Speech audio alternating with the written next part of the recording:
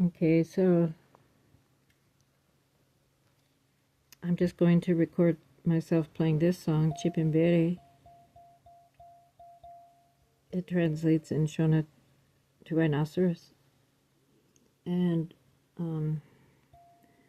most of the songs I learned from people in person, but this song I learned from a piece of paper with notes on it.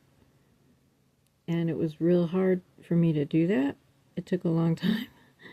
And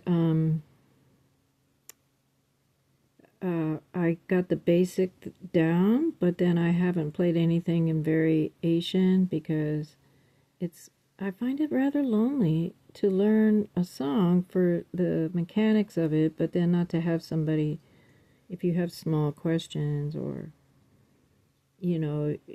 something doesn't sound right or feel right or you want to learn more, and of course you can teach yourself. But anyway, I just thought I'd play this, and I can't eat. Well, I'll just play it.